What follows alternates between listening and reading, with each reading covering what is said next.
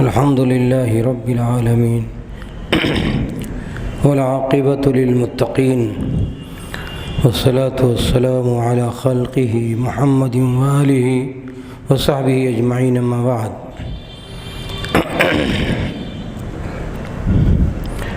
أعوذ بالله من الشيطان الرجيم بسم الله الرحمن الرحيم كل حزب بما لديه فرحون۔ قرآن کریم کا یہ واضح اعلان اور بیان ہے کہ انسان فرقہ پرستی کا شکار ہو جاتا ہے۔ جب انسان حق سے ہٹتا ہے تو فرقہ پرستی کا شکار ہو جاتا ہے۔ جب فرقہ پرستی کا شکار ہوتا ہے تو اس کے پاس جو بھی صحیح غلط علم غلم اچھا برا موجود ہو بس اسی پر وہ قانع ہو جاتا ہے، اسی کو سب کچھ سمجھتا ہے، اس سے نکلنا نہیں چاہتا ہے۔ کل حزب بما لدیہ فرحون، خوش رہتا اس میں مگن رہتا ہے۔ یہی فرقہ پرستی کا کہانی ہے۔ فرقہ پرستی مطلب یہ ہے کہ آدمی جو اسلام کے اصول، ضابطے، قاعدے، معتقدات، اساسیات، تعلیمات ہیں اس کو چھوڑ کر اپنے بزرگوں، علماء، پروہت، پیر، جتنے تنظیمیں، جماعت جو ان کی پسندیدہ چیزیں ہوتی ہیں ان کے پیچھے چل پڑتے ہیں اور یہ نہیں دیکھتے کہ صحیح بات قرآن و سنت میں کیا ہے، وہیں فرقہ پرستی پیدا ہوتی ہے۔ فرقہ پرستی کی تاریخ اسلام میں اس وقت پڑی جب حضرت عثمان رضی اللہ عنہ کے خلاف خارجیوں نے اور شیعوں نے بغاوت کی۔ دونوں فرقے ساتھ ساتھ پیدا ہوئے، بغاوت بھی کی۔ جو اس کے سربراہ تھے عبداللہ ابن سبا، اس کا سربراہ تھا اور وہ یہودی تھا اصلاً، اسلام کی شکل اس نے اختیار کی۔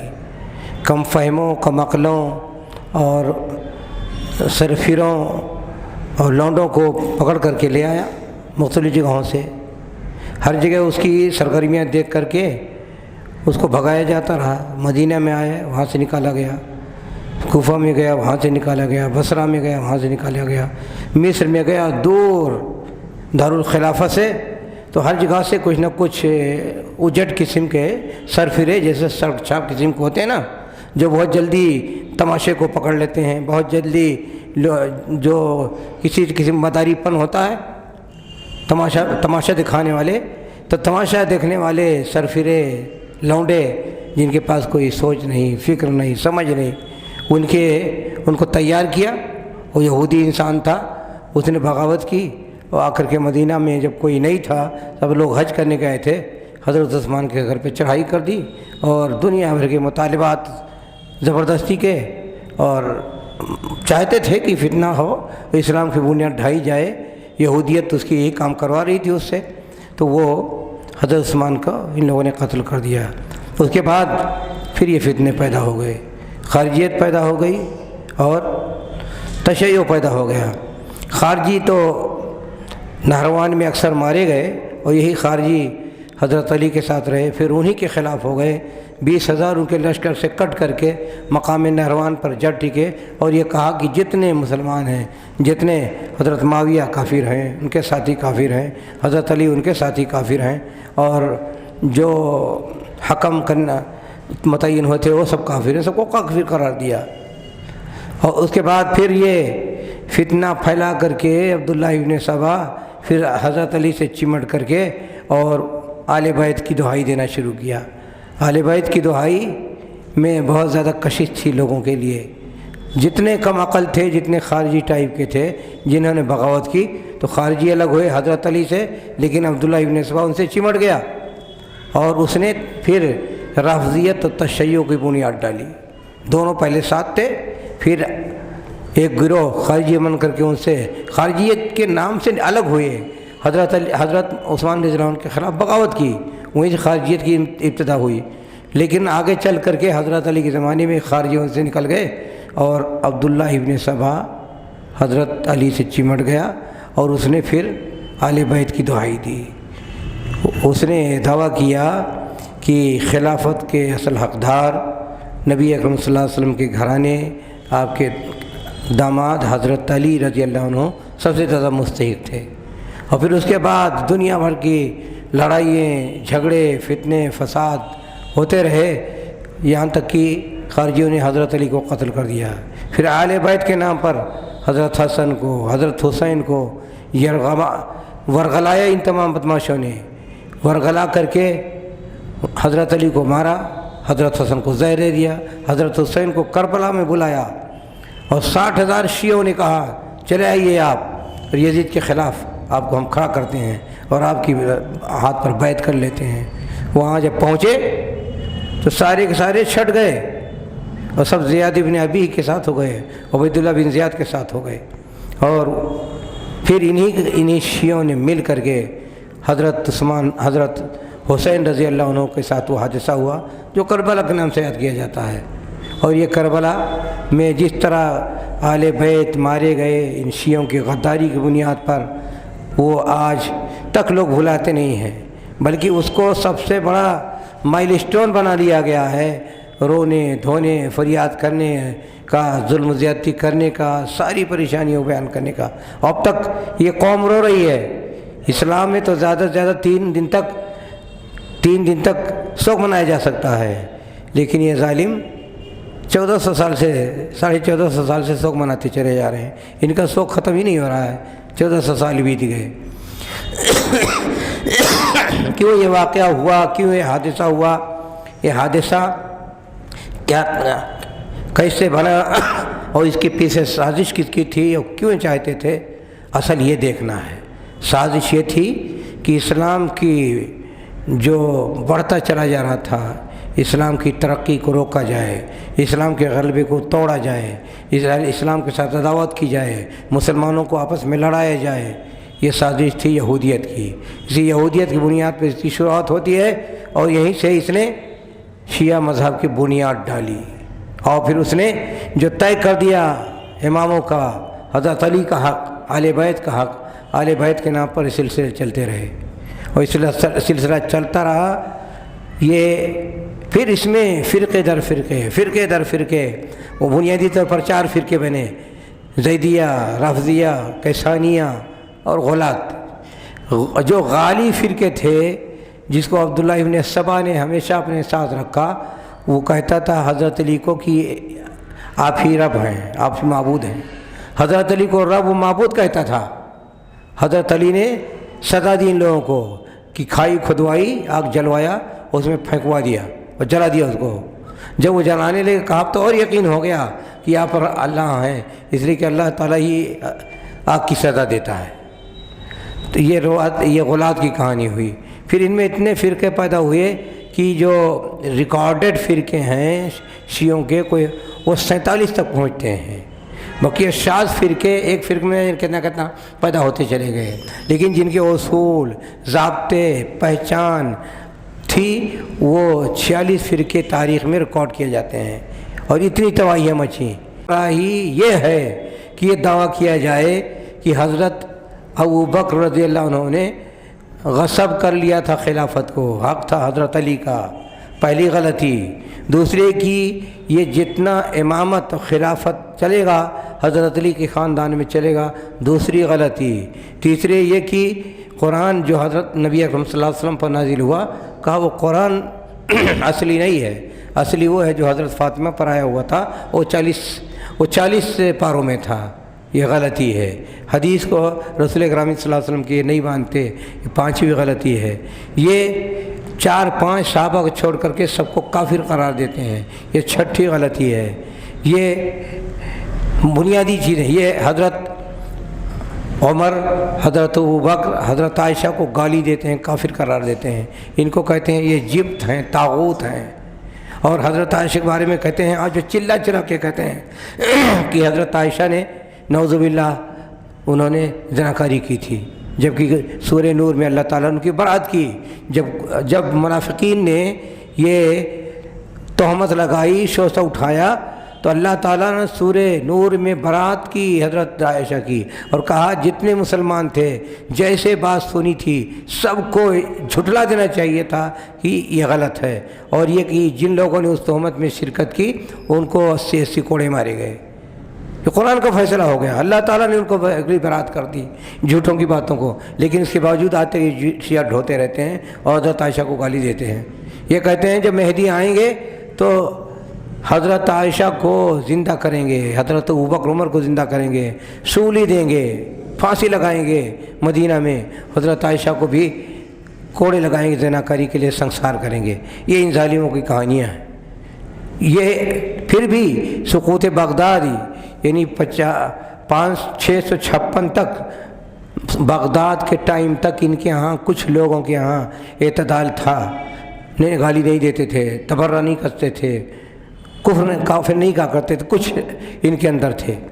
لیکن سقوط بغداد کے بعد جب ان کی سازش تھے، اسلامی خلافت ٹوٹی اور ان کے جو بڑے تھے اس زمانے میں جو وزیر اعظم تھے، سازش کر کے تاتاریوں کو بلایا اور راہیں دکھائیں، مسلمانوں کو قتل کیا۔ بغداد میں 15 لاکھ مسلمانوں کو زمانے مارا۔ 15 لاکھ جانتے ہیں آج کے زمانے میں کتنا ہو جائے گا؟ 15 لاکھ اس زمانے میں آبادی کتنی رہی ہوگی؟ 15 لاکھ کو اگر مار دیا تو آج کے زمانے میں کئی کروڑ ہو جائے گا۔ جو آبادی کی نسبت ہے اس نسبت کو اگر جوڑیں تو کئی کروڑ ہو جائے گا۔ اس زمانے میں 15 لاکھ مار دینا آج کے زمانے میں کئی کروڑ مار دینے کے برابر ہے۔ جیسے جنگ عظیم ثانی میں 2 کروڑ لوگ مارے گئے، تو وہ 2-3 کروڑ سے زیادہ آبادی تھی گویا مار دی گئی۔ یہ کن کی وجہ سے؟ انہی کی سازش کی وجہ سے۔ اس کے بعد ابن القمی جو وزیر تھا اور ایک اور ان کے جو اہم مانے جاتے ہیں، ان دونوں نے سازش کی تھی اور بلایا تھا۔ اور بعض روایتوں میں ہے کہ حنفی اور شافعی آپس میں لڑتے رہتے تھے، تو شافعیوں کی ضد میں احناف نے بھی مشارکت کی تھی کہ تاتاریوں کو بلایا کہ آؤ ان سب کو تباہ کر دو، تو آئے تو کسی کو نہیں چھوڑا، سب مارے گئے، سب تباہ ہو گئے۔ تو اس کے بعد پھر علماء کا یہ کہنا ہے کہ شیعوں کے اندر کسی طرح کی کوئی اعتدال نہیں رہ گیا، سب متشدد، سب مسلمانوں کے دشمن، اہل سنت کے دشمن، اور سب ان کے بارے میں ان کو کافر کرنے والے، اور کافر کہنا، اذیت کے جتنے سامان ہوتے ہیں کرنا، یہود و نصارہ سے ملک مسلمانوں کو پٹوانا، ان کی پوری تاریخ بن گئی۔ جب سے انہوں نے تاتاریوں کو بلا کر کے اور 15 لاکھ اہل سنت کو بغداد میں قتل کروایا، اس کے بعد سے ان کی تاریخ بن گئی۔ یہ ہمیشہ مسلمانوں کے مقابلے میں انہوں نے دشمنان اسلام کا ساتھ دیا۔ پھر اس کے بعد یہ سلسلہ چلتا رہا، ان کے ہاں اعتدال کی کہانی ختم ہو گئی، اعتدال کو رہی نہیں کہ کوئی چیز۔ اب اس کے بعد تیسرا دور آیا خمینی کے زمانے میں۔ خمینی کے زمانے میں مسئلہ یہ تھا کہ اس سے پہلے کہتے تھے کہ ان کا 12واں امام جو سامرہ میں غائب ہو گیا تھا، سرداب میں غائب ہو گیا، اور اس کے بعد یہ بے امام رہے، تو یہ کوئی 1000 سال تک بغیر امام کے رہے اور صرف روتے رہے، چلاتے رہے، انتظار کرتے رہے۔ تو خمینی نے یہ رائے دی کہ غائب کیوں رکھا، انتظار کب تک کریں گے؟ تو اس کی جگہ ریپلیس کیا ولایت الفقیہ کو۔ ولایت الفقیہ کا مطلب یہ ہوا کہ یہ امام غائب کا نائب ہے اور نائب کے حصے سے کام کرے گا۔ ولایت الفقیہ شیعوں کی تاریخ میں بہت بڑا موڑ آیا ہے، اور یہ ولایت الفقیہ کے تحت اب صورتحال یہ ہو گئی ہے کہ دنیا میں جتنے شیعہ ہیں سب کو ایک امام کے تحت متحد کر دیا گیا ہے۔ پہلے ولایت الفقیہ کا منصب خمینی کے پاس کا تھا، اس کے بعد پھر اس کا منصب ابھی اس وقت جو ہے علی خامنائی، اس وقت جو ایران میں موجود ہیں علی خامنائی ان کی روحانی پیشوا ہیں، تو وہ ان کو منصب حاصل ہے ولایت الفقیہ کا۔ ولایت الفقیہ کا مطلب یہ ہوا کہ وہ امام غائب کے نائب ہیں، ان کی ذمہ داری یہ ہے کہ ان کی غیبوت کے ٹائم میں وہ سارے کام کریں، سارے اختیارات ان کے پاس ہیں جو امام غائب کا اختیارات تھے۔ اور امام غائب کے جو اختیارات ہیں اس میں یہ کہ تمام شیعہ دنیا کے جتنے ہیں سب کے وہ امام ہیں۔ پہلے آپس میں جتنے 46 فرقے تھے ہر ایک دوسرے کو کافر کہتا تھا، اس سے کم کوئی بات نہیں تھی، ہر شیعہ دوسرے کو کافر کہتا تھا، यही पहचान थी। लेकिन अब इनका ये तय हुआ है, फैसला हुआ, किताबें इनकी बाकायदा लिखी जा रही हैं कि जितने शिया हैं सब एक हैं, और पुरानी जो तारीख थी तकफीर की वो ख़त्म करो, सब भाई हैं, सब मुत्तहिद बन जाओ। तो आज अहले सुन्नत के ख़िलाफ़ सारे शिया एक हो चुके हैं और उनका एक इमाम है और वो अली ख़ामेनी है। और इनका काम क्या है? इनका काम ये है कि दुनिया के जो मुसलमानों के दुश्मन हैं उनके साथ मिल करके मुसलमानों की तबाही के रास्ते पर लाओ। 1979 में ये इनकलाब आया ईरान में। उसके बाद ईरान कितना बड़ा है आप लोगों को मालूम है? 10 गुना ज़्यादा शिया ताकतवर हो गए हैं। पहले सिर्फ ईरान में थे और ईरान में अक्सरियत अहले सुन्नत की थी। अब ईरान में अहले सुन्नत दिन ब दिन मारे जा रहे हैं, कत्ल किए जा रहे हैं। अब कोई मस्जिद नहीं रह गई है।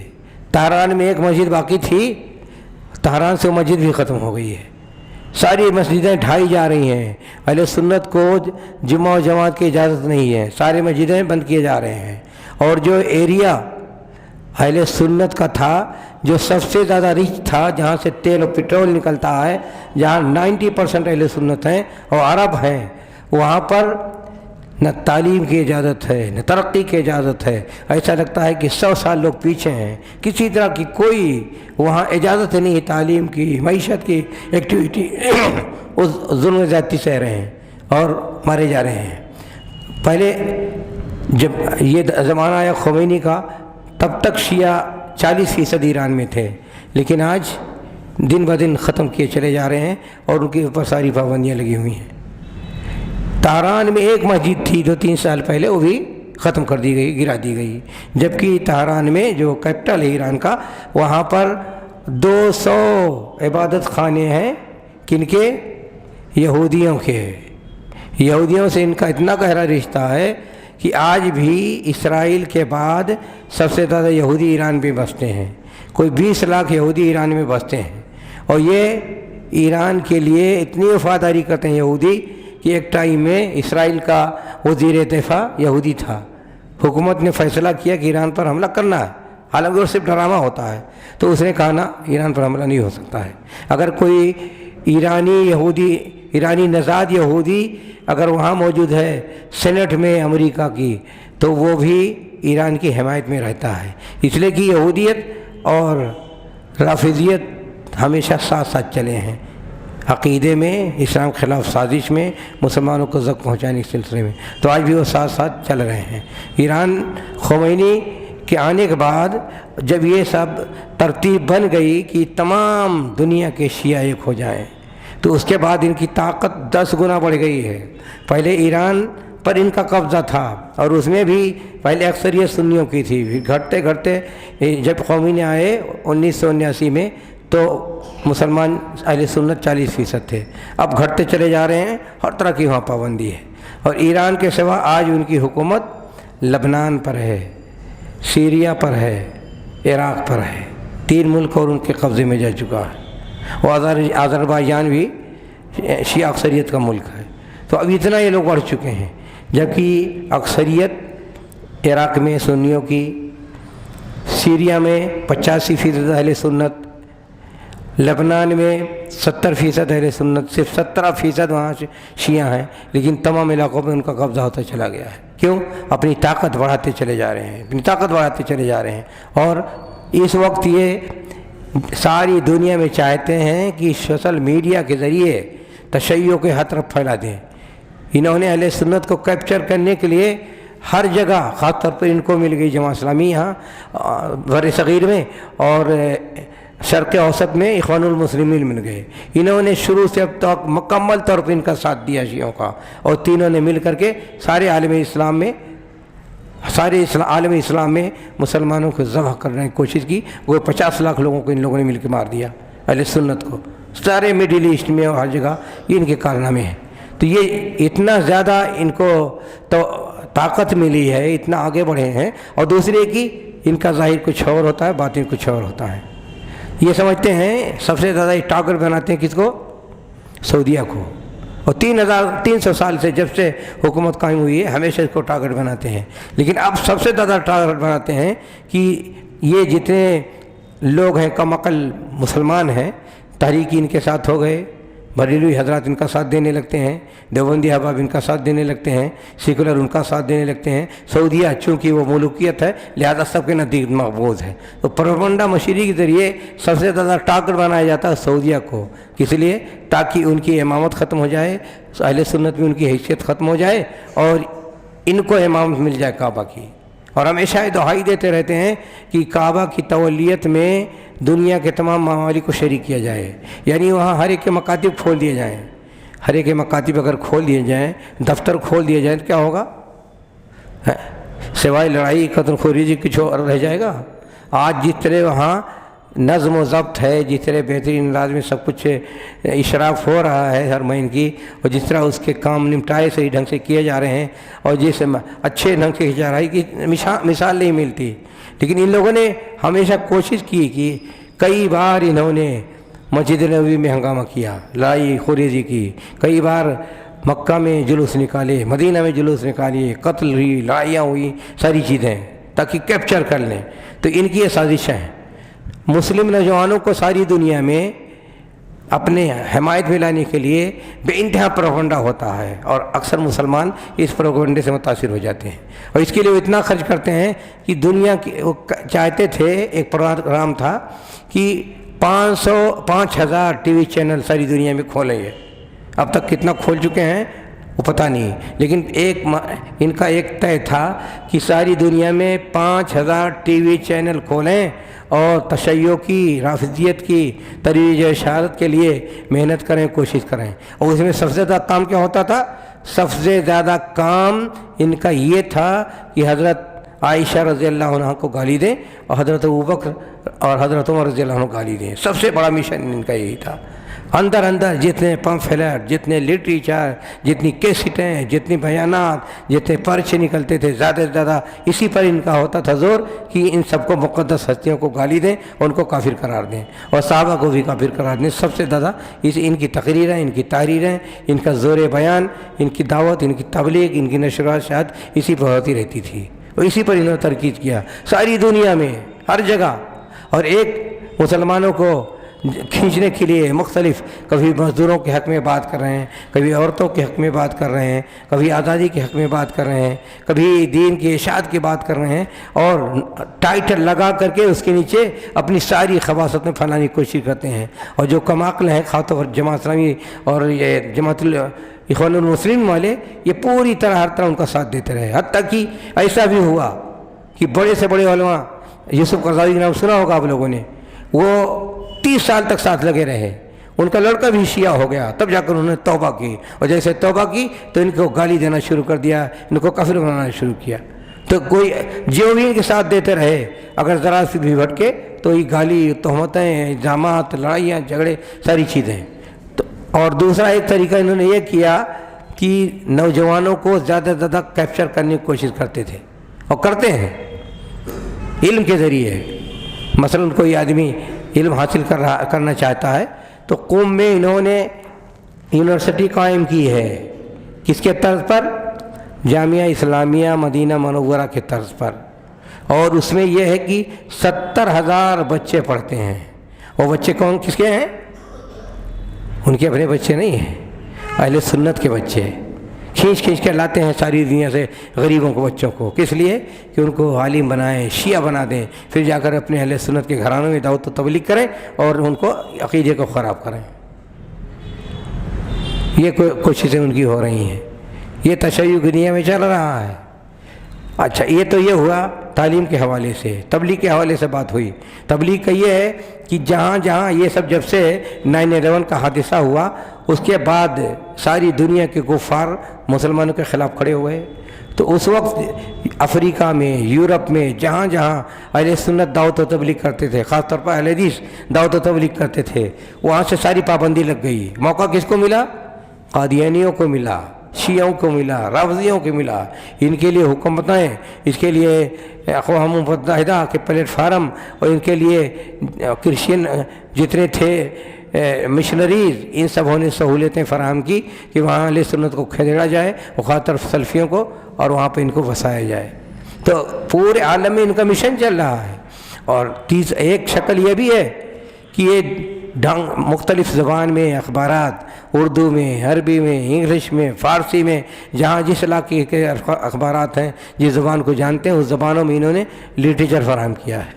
حتیٰ کہ ہندوستان میں دیکھتے تھے ہر مدرسے میں عربی میں، اردو میں، انگلش میں ان کی چٹلیات، ان خرافات، ان کی کفریات پہنچتی رہتی تھی. اور یہ جماعت اسلامی والے نادان و دیوانے، عیسائی والے دیوانے اس کو بڑے شوق سے پڑھتے تھے جیسے ابھی تازہ ان کے لیے وہی آئی ہے. اتنا بد دماغی دکھاتے رہتے تھے. نتیجہ یہ ہوا اہل سنت کو ان کی وجہ سے اتنا نقصان ہوا ہے کہ ہر جگہ کتنے نوجوان شیعہ ہو گئے انہی بیوقوفوں کی وجہ سے. کتنی جگہوں پر ان کا بگاڑ پیدا ہو گیا، کتنی جگہوں پر انہی کی وجہ سے خرابیاں پیدا ہو گئی ہیں. اہل سنت سے کٹ گئے لوگ. بتانا یہ اس لیے بتایا جا رہا ہے تاکہ جانیں کہ آس پاس ہمارے کیا ہو رہا ہے. ہم سو رہے ہیں کہ جاگ رہے ہیں اور دوسرے کتنی محنت و کوشش کر رہے ہیں. آپ اپنے اسی شہر میں دیکھ لیجئے آج ان کا کس قدر ان کا دباؤ بڑھ رہا ہے، کتنی ان کی تعداد بڑھ رہی ہے، کتنی شاندار ان کی مسجدیں پڑ رہی ہیں. وہ آپ کہاں بیٹھے ہیں؟ آپ وہی خستہ حالت میں ہیں. اور خستہ حالت میں بھی توڑ پھوڑ مچی ہوئی ہے، اختلافات مچے ہوئے ہیں. تو ایک طرف دشمن جاگ رہا ہے اور ہر طرف ان کی یلغار بڑھتی چلی جا رہی ہے، پروپیگنڈے بڑھتے جا رہے ہیں، تبلیغ ان کو ہوتی رہی ہے، کفریات ان کی پھیلتی چلی جا رہی ہیں اور یہاں ہم سوئے ہوئے ہیں. تو اور ایک آخری شکل یہ بھی ہے کہ مختلف ان کے ایک فوج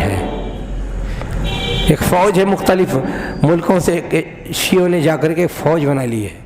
ایک تو فوج ہے ان کی کمی نہیں ہے، ایران کی ریگولر فوج ہے، ملیشیا فوج ہے، حزب اللہ ہے، حوثی ہیں، جگہ ہیں. لیکن ایک انٹرنیشنل فوج ہے. صرف یہاں سے ہندوستان سے 20,000 شیعہ گئے رضاکار کے طور پر ایران وہاں سیریا میں لڑنے کے لیے. سیریا میں لڑائی ہوئی، 85% اہل سنت قبضہ ہے وہاں سوریوں کا، شیعوں کا ایک فرقہ ہے.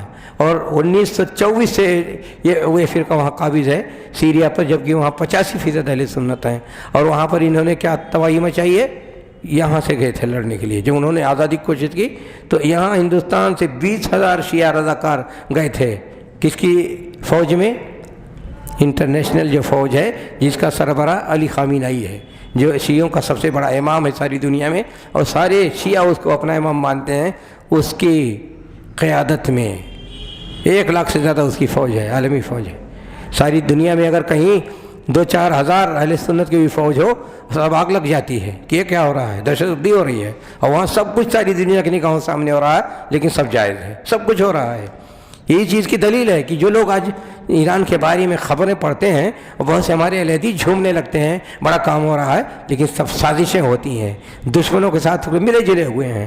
اب بتائیے عراق میں نیوکلیئر پلانٹ لگایا صدام نے، 82 میں اس میں اسرائیل نے دھماکہ کیا اور اس کو اڑا دیا. لیبیا نے کوشش کی، اس کو ختم کر دیا گیا. لیکن ایران آج نیوکلیئر پاور بن چکا ہے اور اس پر کوئی پابندی بظاہر ہے، لیکن اندر حمایت ہے. اسرائیل کی حمایت ہے، امریکہ کی حمایت ہے، جرمنی کی حمایت ہے، فرانس کی حمایت ہے. حمایت پائے ہوئے بڑھ رہے ہیں اور دوسرے پابندیاں لگ رہی ہیں. تو یہ ہمیشہ ہی کرتے رہے. جب عراق اور ایران میں لڑائی چلتی تھی اسلحہ اسرائیل سے آتا تھا. تو یہ جو ایک چہرہ سامنے ہے اور دوسرے چہرہ پیچھے ہے. نفاق ہمیشہ اس قوم کی پہچان رہی ہے اور ہمیشہ انہوں نے اہل سنت کو پیچھے سے چھرا مارا ہے. اور جو اس زمانے کے جاہل احمق لوگ ہیں، یہ تحریکیوں کے لوگ، یہ ہمیشہ ان کی تالیاں بجاتے ہیں، نعرے لگاتے رہتے ہیں. وہ خود ایک زخم پہنچا رہے ہیں اور امت مسلموں کو تباہ کرنے میں سازش میں شریک ہوتے رہتے ہیں. یہ اس لیے بیان کیا جا رہا ہے تاکہ آپ جانیں آج ہم کہاں کھڑے ہیں اور وہ کہاں کھڑے ہیں. اگر آپ سے اگر پوچھا جائے کہ بتائیے خمینی کے سے پہلے شیعوں کی کیا حالت تھی اور آج وہ کتنے طاقتور بن گئے ہیں، کتنے لوگ بتا سکتے ہیں؟ 10 ٹائم زیادہ وہ طاقتور بن چکے ہیں. معیشت میں، فوج میں، رفاہیت میں، تنظیم میں، دعوت و تبلیغ میں، دوسروں کو بیوقوف بنانے میں، اہل سنت کے خلاف سازش کرنے میں، اسلام کے خلاف سازش کرنے میں ساری چیزیں ہو رہی ہیں. اور پابندی ایک اقوام متحدہ کی پابندی اور امریکہ کی پابندی، لیکن پھر بھی کوئی فرق نہیں پڑتا ہے. کیوں نہیں پڑتا ہے؟ دوسرے پر پابندی ہوتی تباہ ہو جاتا ہے. یہاں کچھ بھی نہیں، سب کچھ ہو رہا ہے، بظاہر کچھ ہے عراق کو تباہ کر دیا گیا، امریکہ کے خلاف تھا۔ افغانستان کو تباہ کیا گیا، امریکہ کے خلاف تھا۔ لیبیا کو تباہ کر دیا گیا، امریکہ کے خلاف تھا۔ اسرائیل وہاں مصر میں حسنی مبارک کو کنارے لگایا گیا۔ یہ سب کچھ حملے ہوئے، سب ختم ہوتا چلا جا رہا ہے، لیکن ایران وہیں کا وہیں ہے، نہ کوئی اس پر زور چلتا ہے، نہ کسی پر حملہ ہوتا ہے، نہ کوئی مخالفت ہوتی ہے۔ یہ کیوں ایسا ہے؟ یہ ساری چیزیں سمجھنے دیکھنے کی بات ہے۔ اچھا، سب سے بڑی بات جو اخباروں میں بہت سی چیزیں آتی رہتی ہیں اور لوگ پڑھتے رہتے ہیں، سعودیہ کے خلاف سب سے بڑا مشن ان ظالموں کا، شیعوں کا یہ ہے کہ سعودیہ کو تباہ کر دو۔ سعودیہ کو تباہ کرنے کے لیے جھوٹی خبریں آتی رہتی ہیں نا، جتنی خبریں آتی رہتی ہیں کہ ان خبروں کو اگر مان لیا جائے تو محمد بن سلمان 100 مرتبہ مارے جا چکے ہیں، اور کچھ نہیں۔ سعودیہ میں اتنی خرابیاں ہیں، اگر اتنی خرابیاں ہوتی تو اس کو سعودیات کو دھس جانا چاہیے۔ یہ کہاں خرابیاں آتی ہیں؟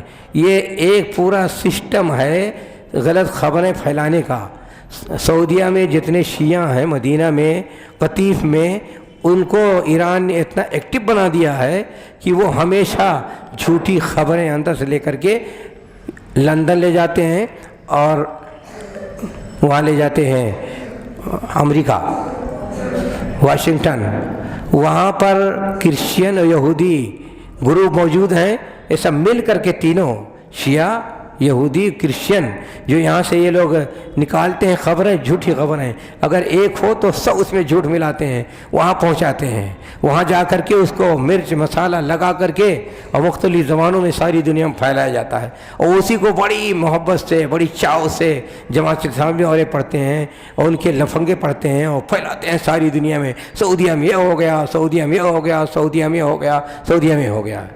یہ ساری تماشا ہوتے رہتے ہیں۔ تو جتنی چیزیں ہیں یہاں سے، جو کچھ اہل سنت کے خلاف، اہل سنت حکومتوں کے خلاف جو چیزیں وہاں سے نکلتی ہیں، شائع ہوتی ہیں، وہ ساری چیزیں نمک مرچ لگی ہوئی ہوتی ہیں، اور اس کا مقصد یہی ہوتا ہے کہ بدنام کیا جائے، اور وہ لوگ اس میں کامیاب بھی ہیں، اسے پوری طرح کامیاب ہیں۔ وہ زہر ہمارے لوگ بھی پیتے رہتے ہیں، حتیٰ کہ بہت سے اہل حدیثوں کو دیکھا وہ بھی فضائل بیان کرتے پھرتے ہیں، جبکہ ان کے ہاں سوائے کفر کے، سوائے منافقت کے، سوائے سازش کے، سوائے ظلم کے، سوائے قتل کے، سوائے خروزی کے کچھ بھی نہیں۔ تو زندہ قومیں، جو لوگ زندہ بن رہنا چاہتی ہیں، مضبوط بننا چاہتی ہیں، ان کی کوششیں ہوتی ہیں، ان کی محنت ہوتی ہے، اس میں کامیاب ہوتے ہیں۔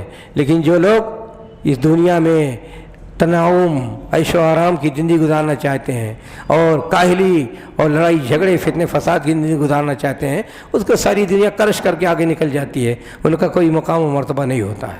تو یہ حضرت عمر رضی اللہ عنہ نے کہا تھا کہ دیکھو، اسلام کو بھی جانو اور جہالتوں کو بھی جانو، گمراہیوں کو بھی جانو، اس لیے کہ اگر آنکھ بند کر کے رہو گے اور جو روز نئے نئے فتنے اٹھتے رہتے ہیں، اگر اس کو نہیں پہچانو گے تو تمہارے دین کو ٹکڑے ٹکڑے کر ڈالیں گے، تمہارے دین کو ذبح کر ڈالیں گے، ختم کر ڈالیں گے۔ اس لیے ہر چیز کو جاننا ضروری ہے۔ آج سے بہت سے لوگ جو غافل کی احمق قسم کے ہوتے ہیں، وہ یہ کہتے ہیں، شرافت کا مظاہرہ کرتے ہیں، کسی سے کیا لینا دینا۔ ارے دنیا اتنی سستی نہیں گزر رہی ہے، یہاں ہوڑ بازی ہوتی ہے، ہر جماعت، ہر گروپ، ہر نظریہ کوشش کرتا ہے کہ لوگوں کو جیت لے، لوگوں پر قبضہ کر لے اور دوسرے کو ٹھکانے لگا دے۔ اور اگر اس طرح کی بیوقوفی ہو، اگر تغافل ہو کہ ہمیں کسی سے کیا لینا دینا ہے، ہم چپ چاپ بیٹھے ہیں، اللہ اللہ کر رہے ہیں، تو ایک دن اللہ اللہ کرنا بھی چھوٹ جائے گا آپ کا، اور آپ کی ساری قوت و توانائی تباہ و برباد کا ہو جائے گی۔ تو یہ سب چیزوں، یہ مسئلے جو فتنے اٹھتے ہیں، جیسے خارجیت کی فتنہ، تحریکیت کے فتنہ، یا یہ تشیع کا فتنہ، یہ فتنے اٹھتے ہیں، کیا کرتے ہیں؟ یہ آپ کے گھروں میں، آج میڈیا کے تھرو آپ کے گھروں میں داخل ہو جاتے ہیں، آپ کے دلوں میں داخل ہو جاتے ہیں، آپ کے بچوں کے ذہن و دماغ میں داخل ہو جاتے ہیں، آپ کے عورتوں کے دل و دماغ میں داخل ہو جاتے ہیں، اور پھر ایک ہی وہ زہر پھیلتا ہے، ایمان چلا جاتا ہے، عقیدہ چلا جاتا ہے، کفر انسان پکنے لگتا ہے، شرک بکنے لگتا ہے، بدعات کا شکار ہونے لگتا ہے، یہ ساری خرابیاں پیدا ہوتی ہیں۔ ان خرابیوں سے بچاؤ کا وہی ذریعہ یہی ہے کہ آپ اپنے ارد گرد میں جتنے فتنے ہیں، جتنی دشمنیاں ہیں، جتنی خرابی ہیں، جتنے باطل افکار ہیں اور جتنے غلط رویے ہیں، ان سب کو جانو، سمجھو۔ لوگوں کے جو ارادے ہوتے ہیں، عزائم ہوتے ہیں، ان عزائم کو بھی جانو، ان ارادوں کو بھی جانو، تب جا کر کے آپ اپنے آپ کو محفوظ بنا سکیں گے۔ لیکن اگر یہ سب چیزیں آپ سترک نہیں رہیں گے، آپ چوکنا نہیں رہیں گے اور آپ بیدار نہیں رہیں گے تو ہمیشہ باطل گھاٹ میں رہتا ہے۔ ہمیشہ باطل کہاں سے آتا ہے، کس طرف سے آتا ہے، کیسے آتا ہے، آپ کو پتہ بھی نہیں ہوگا۔ آپ کو مداری تماشا دکھا کے چلا جائے گا، آپ کا دین ایمان لوٹ کے چلا جائے گا، اور یہ سب ہوتا رہتا، یہ ساری چیزیں ہوتی رہتی ہیں۔ انسان آخر بدلتا کیوں ہے؟ سوچ بدل جاتی ہے، نیت بدل جاتی ہے، ارادے بدل جاتے ہیں، طور طریقے بدل جاتے ہیں، زبان بدل جاتی ہے، لہجہ بدل جاتا ہے۔ کیوں بدل جاتے ہیں سب؟ یہی کہ انسان جب اپنے آپ کو مضبوط نہ بنائے اور جس دین کو اختیار کیا ہے اس دین کو صحیح طور پر نہ سمجھے، اس پر عمل نہ کرے، اس کی ترجیح ارشاد کے لیے کوشش نہ کرے، سماج میں اتر کر کے لوگوں کو خیر کی طرف بلائے نہیں، تو اس کے بعد نتیجہ یہ ہوتا ہے کہ اس کی جگہ باطل لے لیتا ہے۔ باطل جب آتا ہے تو آن بان کے ساتھ آتا ہے، قوت کے ساتھ آتا ہے، پھر انسان کو چھوڑتا نہیں ہے، اچک لے جاتا ہے، ذہن بدل دیتا ہے، دماغ بدل دیتا ہے، رویہ بدل دیتا ہے، سوچ بدل دیتا ہے، پھر انسان کو کچھ نہیں بچتا ہے، سب کچھ چلا جاتا ہے۔ رسول گرامی صلی اللہ علیہ وسلم نے کہا دیکھو، انسان کے دل کی حرکتیں، انسان کی نیتیں، ارادے ہمیشہ زیر الغار رہتے ہیں، ہمیشہ ان پر شیطان کا یلغار ہوتا ہے، باطل کا یلغار ہوتا ہے، اور اگر انسان کوشش نہ کرے اپنے آپ کو بچانے کے لیے تو یہ شیطان کامیاب ہو جاتا ہے۔ قلوب بنی آدم بین اصبع الرحمن یقلبها کیف یشاء، اگر آپ کی نیتیں بری ہو جائیں تو جائیے برائی کی طرف، کون روکے گا؟ شیطان موجود ہے۔ اگر آپ کی نیتیں ٹھیک ہیں تو اللہ تعالیٰ توفیق دیتا ہے، بچاتا ہے برائیوں سے، اور انسان غلط کاریوں سے بچ جاتا ہے۔ تو اس زمانے میں بے شمار فتنے ہیں، ہر قدم پر فتنے ہیں، مغربیت کا فتنہ ہے، خارجیت کا فتنہ ہے، رافضیت کا فتنہ ہے، تاریکیت کا فتنہ ہے، فتنے ہی فتنے ہیں، اور ہم ان فتنوں کے درمیان بے مددگار بغیر ہتھیار کے کھڑے ہیں۔ ہمارے اندر وحدت نہیں، ہمارے اندر قوت نہیں، ہمارے اندر جوش و جذبہ نہیں، ہمارے اندر ان کا چرچا نہیں، ہمارے اندر دعوت و تبلیغ کا منظم سسٹم نہیں۔ نتیجہ ہے کہ بے اسلحے کے کھڑے ہیں۔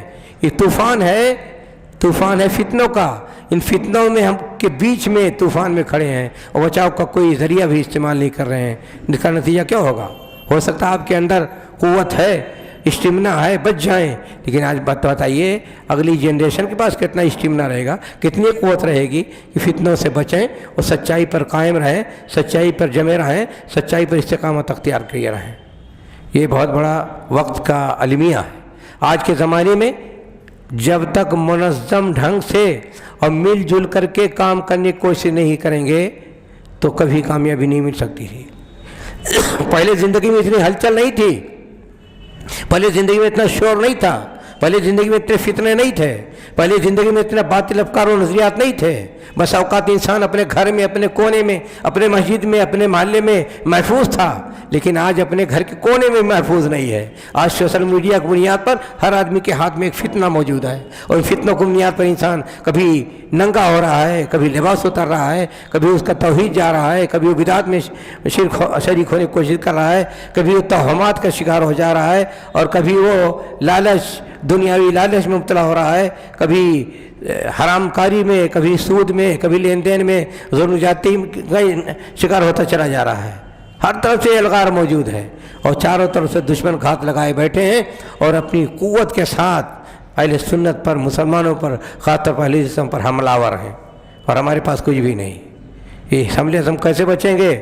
ضرورت ہے یہ کہ ہر آدمی کے اندر اجتماعیت کا شعور پیدا ہو، جڑیں مسلک سے، جڑیں دین سے، جڑیں قرآن سے، جڑیں رسول اکرم صلی اللہ علیہ وسلم کی اطاعت میں، اور اپنے منمانی، اپنی ہوس پرستی اور اپنی سرفراپن کو چھوڑ دیں، مل جل کے رہیں، اور مل جل کر کے پوری توانائی کے ساتھ محنت کریں، کوشش کریں۔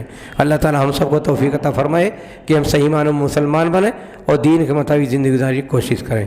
وآخر دعوانا ان الحمد للہ رب العالمین۔